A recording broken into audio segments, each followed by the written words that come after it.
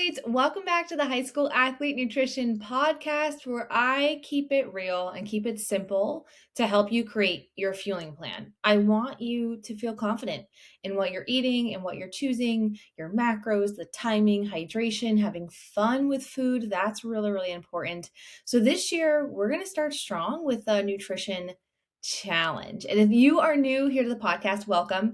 I'm Stephanie, your sports dietitian and nutrition coach. And my goal is honestly just to make fueling really, really simple. And I had so many athletes reach out asking for, okay, 2026, what can I do this year? What should I focus on? And I decided to create a simple, easy to follow challenge. Because what you don't want to do is you don't want to overhaul everything you do just because it's the new year. Just creates more stress. You're coming off of the holiday kind of relax period, jumping into overhauling everything. It's too much. It really is too much. We're ditching the quick fix this year and we're focusing on small, really powerful habits to help kind of just elevate your fueling plan. That's why I called it the level up challenge, because I want you to slowly level up your fueling plan and look at how it impacts your performance, your energy, your recovery, your thoughts around food. All of this is really important. So we're going to dive into a little bit more of the challenge through this podcast, but also things that are going to be important for you to focus on whether you do the challenge or not. I just want you to start this year strong, literally, energetically strong. Honestly, here's the deal. Great athletes aren't just built from training. It's a culmination of everything you do: practices, strength training, hydration, nutrition, sleep, mental health. All of that is so important to who you are as a human. If you're a strong human, then you can be an incredible, competitive, elite athlete. But without all of those pieces and all those parts, you're just not giving your body everything it needs to really be its best. So we're going to focus on consistent fueling and nutrition day after day with this challenge. And I'm hoping that if you really dive in and you're taking this just one day at a time, you'll feel more energy at practice and you'll recover faster and you'll boost your immune system, which is great because it helps you play and train a little bit more. You'll also start building more muscle, stronger muscle, and overall just feeling more confident with your nutrition plan. That's always my goal, is I want you to feel confident in what you're choosing and what is going to help elevate your games. It's just about thinking about what you're doing and making small shifts from day to day. So let's dive into, what does this challenge actually look like? It's going to be a 4-week challenge. And before we get started, initially when I thought this, I said, okay, we're going to have it start like the first week of January or maybe the second week of January.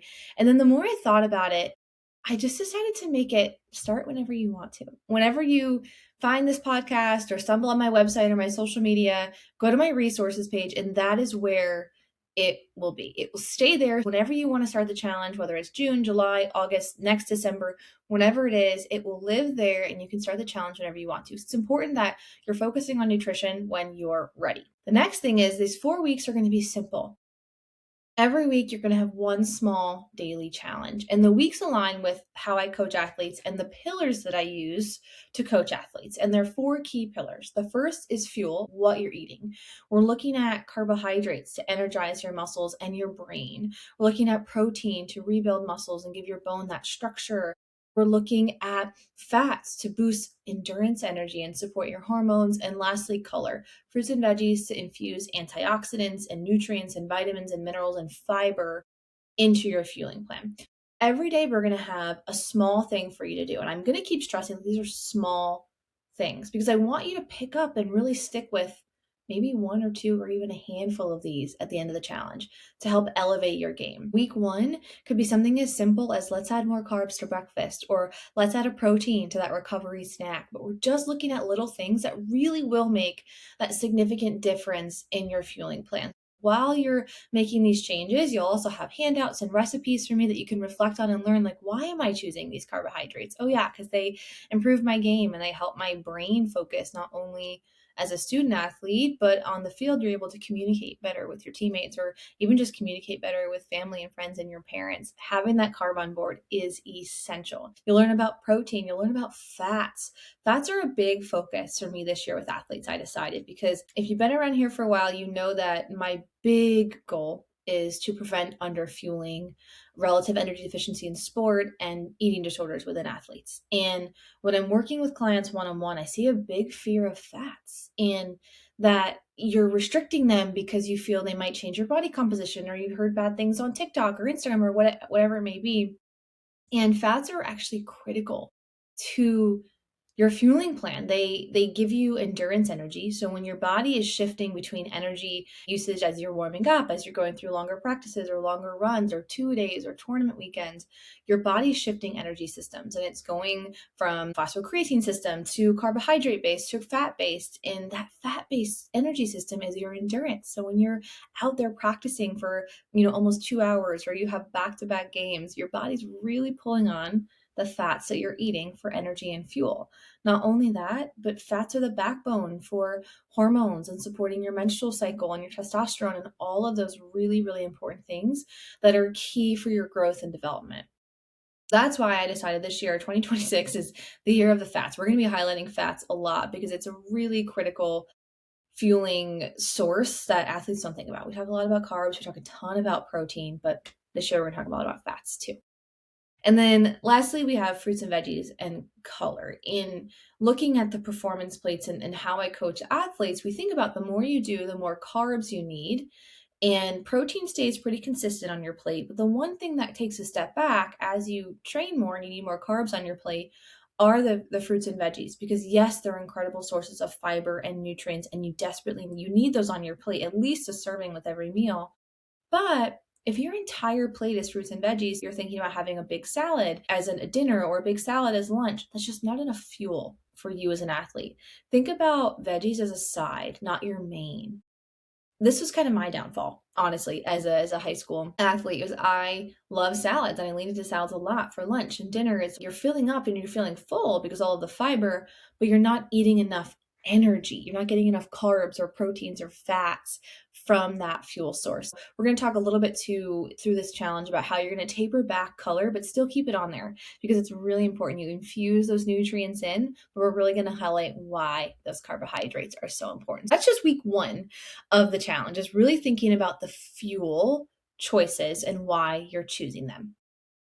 Then we head into week two. And week two is about the finesse. My second pillar when coaching athletes is finesse, and really the fine tuning and the timing of what you're eating, when to eat before training, during training, after training, and really taking the before training very, very seriously, because how you're fueling before training allows you to practice more intently. You have more energy at practice. If you're doing well at practice, that translates directly to competition day or game day or race day. You're just doing better. You're now an elevated athlete. So how you feel before practice really impacts competition day. We want to talk a lot about training your gut and choosing the right foods and timing of foods and looking at, okay, I need carbs before practice, but what carb works for me when? And I call that training your gut and training your body to get used to eating certain things at certain times. And here's an example for myself personally. So when it comes to training my gut over the years, I've realized that, an applesauce, pretzels, or cereal, or even gummies, I can have as I'm walking into practices or walking into my game. Not an issue at all for my stomach, but something larger like a Cliff Bar, I truly need 45 to 60 minutes to digest that before I head to my game.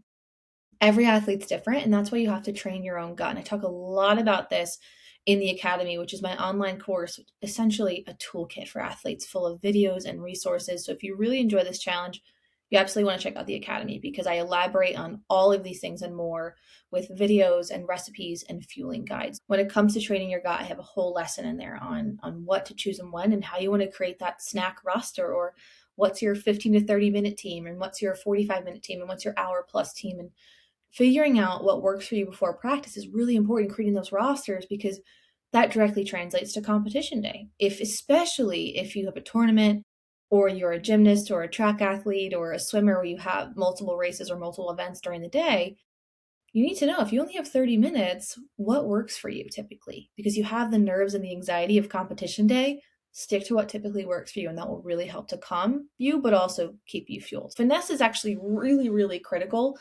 So is fuel, week one, and what you're eating, but the finesse and the timing of it, there's just so much that can go into it. Talking about what you eat before practice, when to add things during practice. So when you're training for close to 2 hours or 2 or more hours, you absolutely want to add some of those simple carbs in during practice. And then after practice, you want to kickstart that recovery. Many of you are training every day, meaning that by the time you finish practice, you have less than 24 hours to recover before you have practice again. And I have many athletes who are doing 2 days. Some of my swimmers, for example, I was just working with a swimmer. She has lift in the morning, 4 or 5 a.m., goes to school, after school has swim practice. She only has like 8 to 10 hours to recover by the time she gets to bed and wakes up for that next practice. Recovery fuel is really critical, especially in situations like that where your recovery window is really, really small. Week 3, we're going to look at fluids and staying hydrated. And hydration is a lot more than fluids, to be honest with you. It's having enough carbohydrates to be able to pull in that fluid to your muscles and your cells, and then having the electrolytes on board, especially sodium, to move that fluid within the cell and move it around to where it needs to be. Looking at the timing of fluids and not just chugging beforehand, but spacing it out during the day, making sure you're including electrolytes. I always look at food-based electrolytes first. Can we have a turkey sandwich where the deli meat and the cheese and the bread have some sodium? Or can we include pretzels or goldfish or something that has some natural salt in there? Pickles, for example, are another great one. And then when to add an electrolyte. If you're training for more than 90 minutes or, getting really hot outside and humid, you absolutely want to add some electrolytes or sports drinks during those sessions to make sure you're replacing everything you're sweating out or all that sodium and fluid that you're sweating out. Week 3 is going to be a good one, looking at fluids and making sure that you're just drinking enough and honing in those electrolytes. Then we finally have week 4. And week 4 is a pillar that I made sure was important to include when I'm coaching athletes. Week 4 is fun. Fun is really, really important. Your fueling plan should not just be chicken, broccoli, and steamed rice. You need to have fun with your fuel. Food isn't just fuel. It's memories, it's connection, it's celebration, it's commiserating a loss, it's connection to friends and family and just creating those new memories. Think about like pizza nights, for example. Like I have a client right now where pizza nights make her pretty nervous. It's definitely a challenge food for her. She has a bit of disordered eating and she's missing out on connection with her family because instead of going out and having pizza with them, she's staying home so she can cook her own meal. And we're working on bringing that fun back in because that fuel and that pizza in this example, she probably needs the extra fuel. Well, she definitely needs the extra fuel. And she also needs that connection with her family because she's so busy all week. And so we want to make sure that you're adding in the foods that you love. And so in this 4th week, you're going to be trying new things and finding avenues where you can have fun, but also looking back at the previous 3 weeks and doubling down on some of the habits that you really liked or that you want to build on. For example, maybe you really liked the pre-workout snack, and in week 2, looking at finesse, double up on that in week 4. And again, this is where you can put your own flair on things, try new things. Week 4 is just about having fun, focusing on fluids, focusing on fuel, and focusing on finesse. And these small changes, they really add up fast. And that's why you're going to look at some of them and be like, wow, these are easy. Good. I want you to boost your confidence in fueling your body. If you're someone who's skipping breakfast right now, and all of a sudden now you're adding in just a banana with peanut butter and a granola bar, solid. That's an awesome level up. Or if for lunch you're just having a bag of chips and you switch to, okay, I'm going to do a small like turkey and cheese wrap or just turkey and cheese roll up with the chips, awesome. You added some protein. We can build on that. These small changes allow you to level up and really change over time. I don't ever want nutrition to feel overwhelming. I tell my one-on-one clients this all the time. If we overhaul your fueling plan, you're going to look at me like, Steph, I'm never coming back. This is crazy, right? We have to take you from where you are and make these small changes. And that's why I'm really, really excited for all of you to start this challenge and really just, send me messages, tag me on Instagram and see what you're doing. Because there's so many fun things that you can do.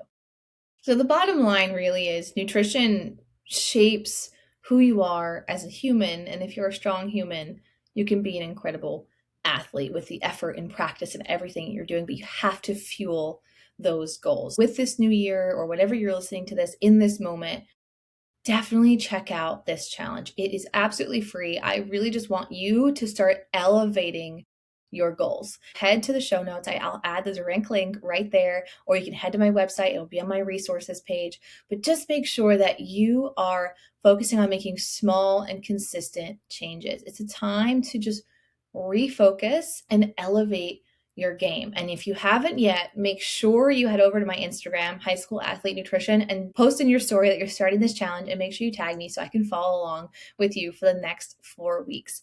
This season's going to be your best season yet. One meal, one workout, one bite at a time. We are going to make sure that you are strong and that you are energized. Until next time, athletes, happy fueling.